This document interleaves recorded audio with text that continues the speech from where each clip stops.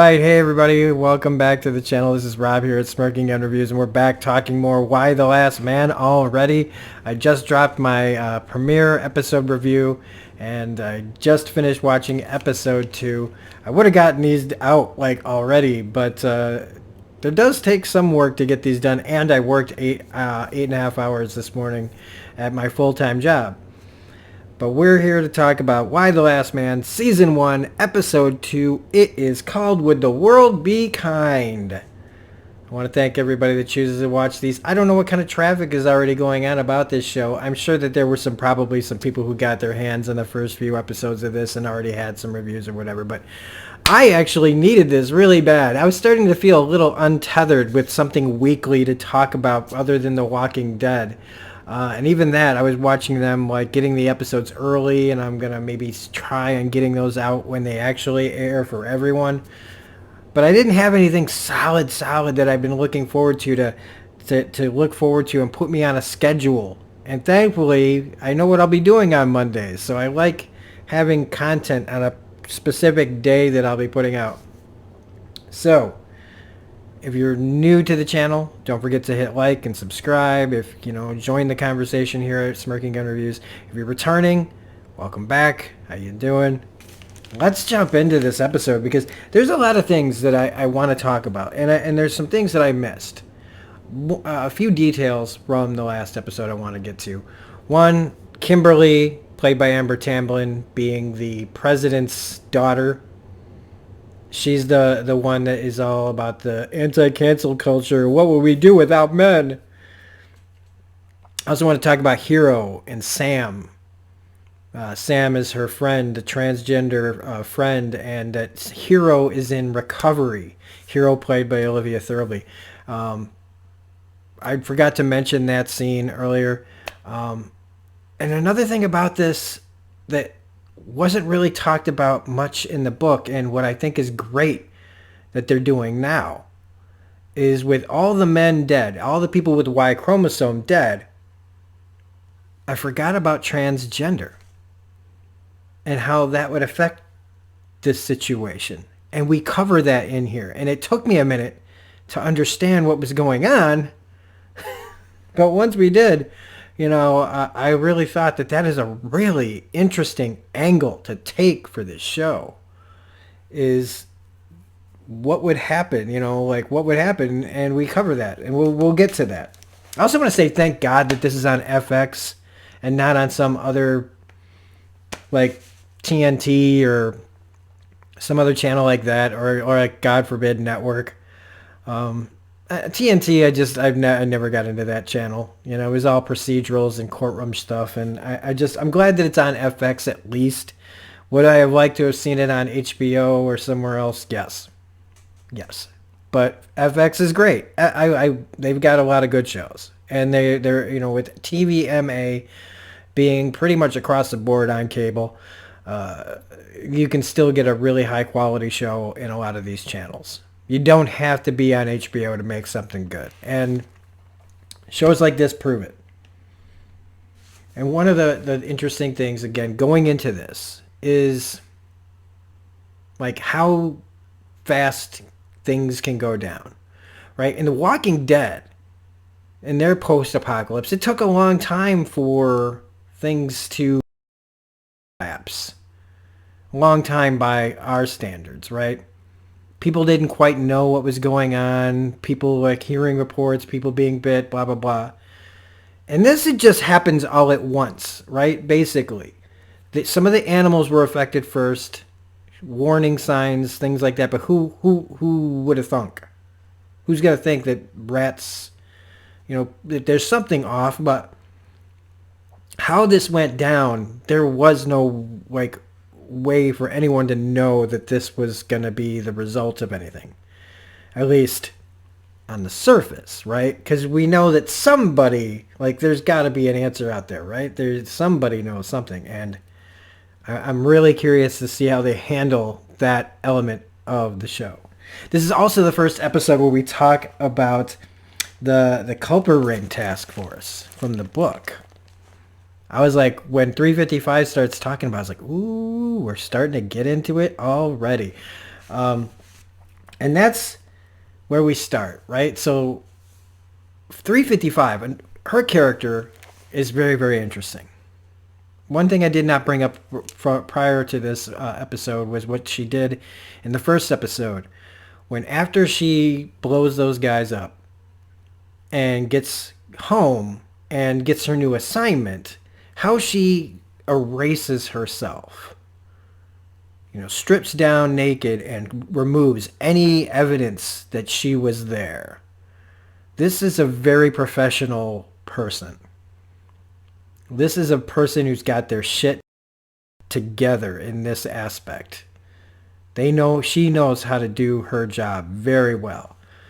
And being put close to the president meant that there was a credible threat, and they put her there. They wanted her specifically. That's how much of a badass she is, but that's also how big the threat was. So we go now to day 8. We jump already to day 8, where 355 goes to like a mailboxes, etc. type of place called Mailbox Fox, where it's a front for one of these Culper Ring task force stations. And she's desperate. All right, she works for the president. She answers to the president. She does all sorts of stuff for the government. Black ops kind of stuff. Real under the radar, nobody knows, black budgets, I should say. Things that people don't know about. The kind of crap that, you know, people whisper about, you know, how did this happen? You know, a black ops operation, you know, took these people out, whatever. Well, she's not getting a hold of anyone across the board. She calls all the stations, nothing. She is on her own. So she finds her things in a box there. She finds a necklace and she finds an envelope that says not yet, and she opens it. Because at this point, not yet, there's no more yet. And she gets an address in Massachusetts. Now, what's that mean? We don't know. We'll find out. But we jump, riots at the Capitol. Again, trying to keep the center to still hold. All the men are dead. But now they have to start talking about loss of power, the eventualities, right? The loss of power, loss of food, manufacturing things. How do you keep the peace? How do you keep control from completely, from just going into complete chaos? Because if anybody thought that, the joke would be if there weren't any more men, right? But if it would work the same way, if women all dropped dead, everything would go bananas. Things would stop working. And everyone has lost it. This is how it would be. People, just because they're women, they're not sitting at home cowering in their kitchens going, what they're upset. They want to know what happened. They want somebody to blame. They want something to blame. They want an answer. And nobody's got anything. And I love how Diane Lane is just this is what happens. This is what's going to happen. They can take the White House. We can rebuild. It doesn't matter. Let them. This is people having to destroy something to feel something that, to let it out, to let the rage out, to let the absolute, there are no answers coming, destroy something meaningless like the White House. In the end, it's just a house. It's just a symbol. And if right now people need to burn it down, well, it's better than the alternative, I guess, in my opinion, going and just starting to kill each other.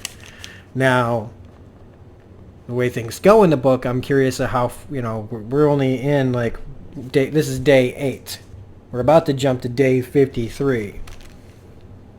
Now, how far along this season is going to go, how far down the timeline we're going to go, I don't know.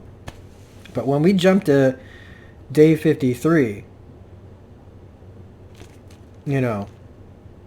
things are moving even, getting more and more dire.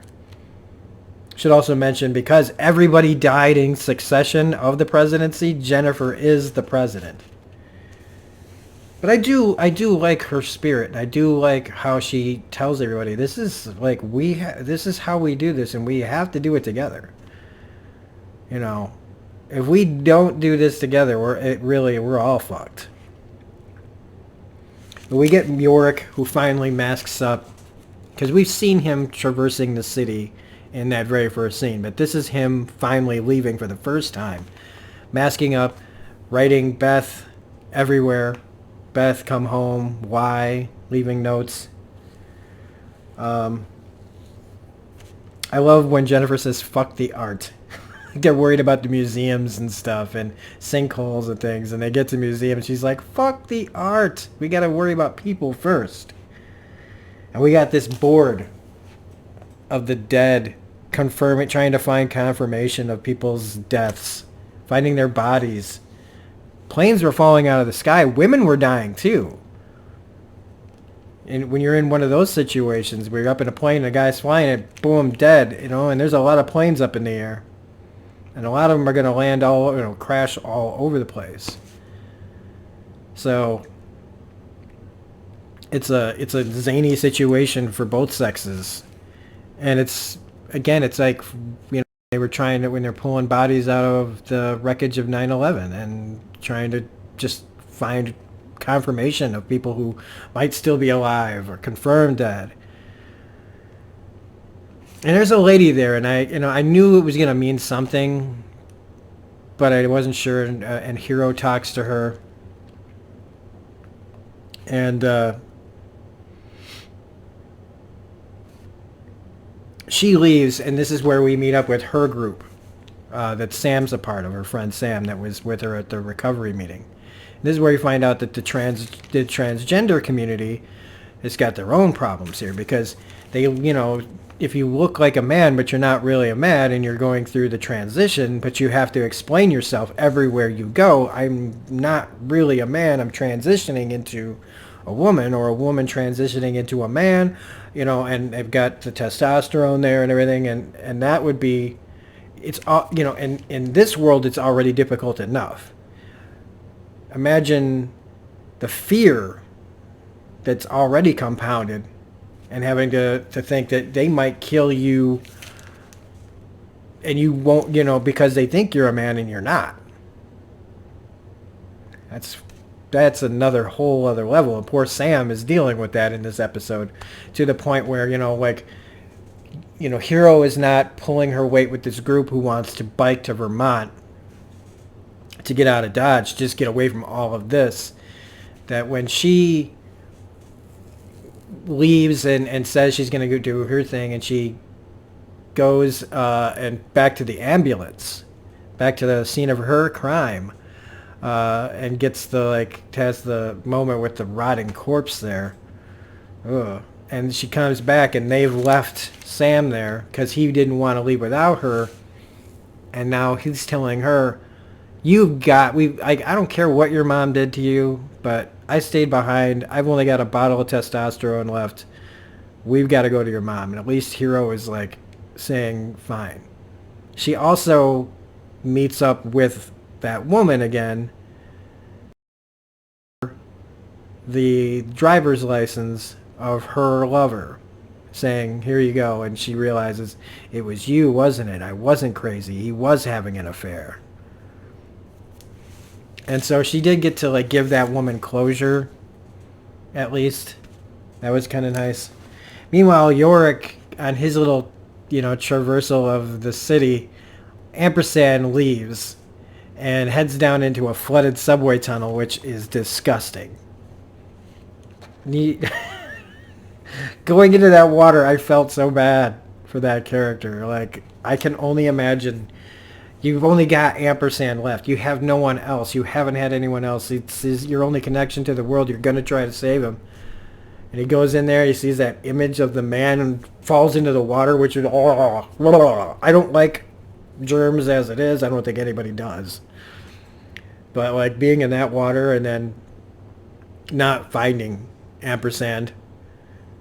And we get the preceding scene where he breaks into a laundry to find dry clothes, and he's found by the people who run it, and they, they're freaked out. They don't speak a lot of English except for the one daughter.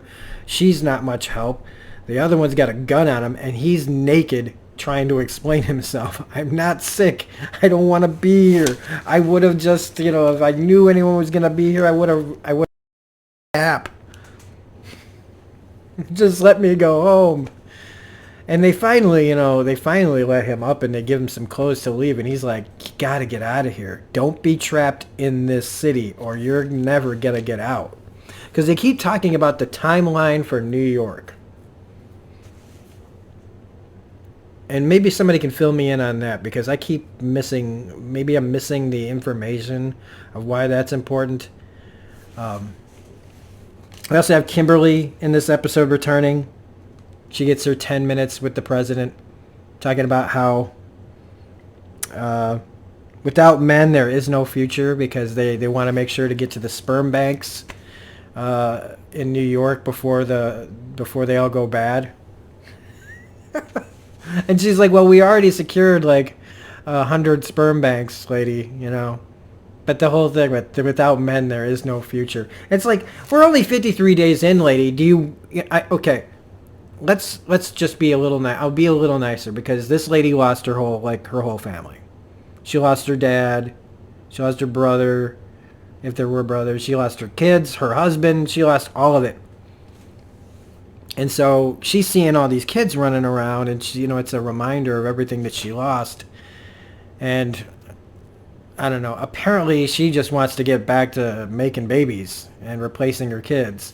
But right now, ain't the time to be having kids, especially because you don't know if you could get pregnant. What would happen to the pregnancy? How long would it last? Would it die inside you? Would it be able to carry to term and die right there when you give birth? Would you have a dead thing inside you? Nobody knows any answers, and it's time to pump the brakes on having kids. But I do understand what she's saying about making sure that the sperm is viable still, in case, getting it somewhere safe. But again, her character is all like about, we have to have men, and it is in the books.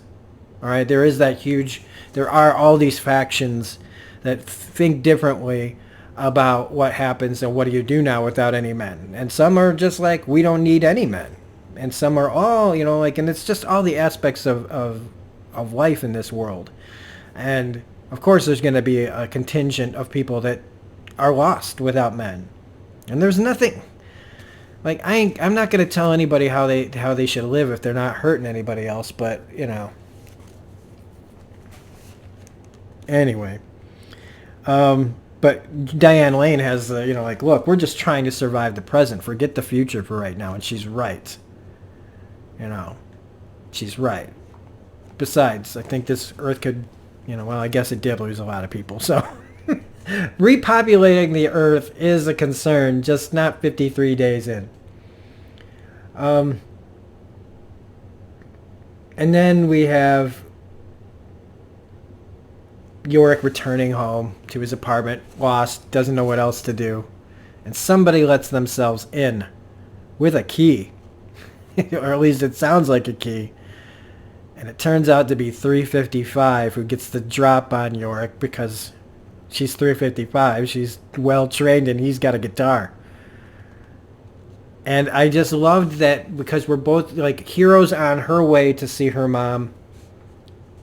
And we know 355 has Yorick, and when Diane Lane comes to the airfield, we don't know who it's going to be.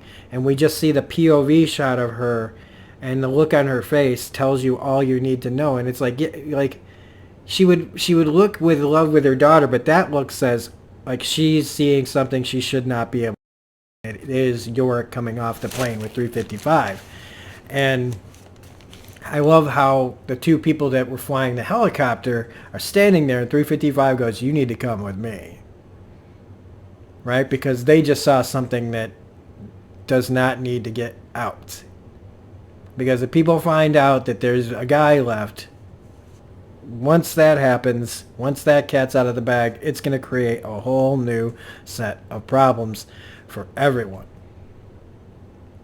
So, I'm trying to think of, let's see, anything I missed. Oh yeah, Nora shows up at the White House, or well, where the government is, and she can't get in. She's not on the list. I know that she's going to get somewhere soon. They wouldn't cast her. They wouldn't just be like, "Oh, go home. We don't need you anymore," even though they say they don't need her. Sam's only got testosterone enough to last 2 weeks.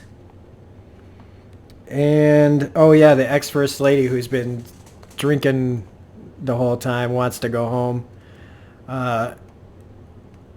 I say let her, right? She says, I don't need a detail. I just want to go bury my kids. And that's valid.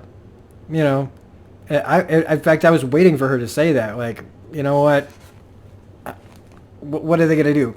They want to take me? Like, there's like a lot more things to worry about right now than the ex-first lady. And so that's the second episode. And I really like the aspect that they're covering of how to keep things running in the middle of all this. You know, I'm sure that there's going to be audience members that are going to be like, well, see what happens when women are in charge. But it's 53 days after all the things that have gone on. And I think so far they've done a good job. But there are going to be a lot of problems. But like I said, there'd be a lot of problems if all the women died. Man, what would men do without being able to create new pornography? I don't know. That did not mean, that is not what I mean. That is not what I mean. Like, and now I just realized that makes it sound like that's all people, like women would have to offer or something. I'm making a joke at men's expense that men are only thinking about one thing, and so the first thing they'd be worried about is, oh my God, there's going to be no more new porn. What do we do? So, women do a lot in this country, more than just porn. That's what I'm trying to say. I'm so sorry. This just crashed into the freaking side of the mountain, this review. So anyway, if you like this review, please hit the like button, comment, share, subscribe, hit the bell for all notifications. Otherwise, we'll see you on episode 3, and have a great night, everybody. Bye.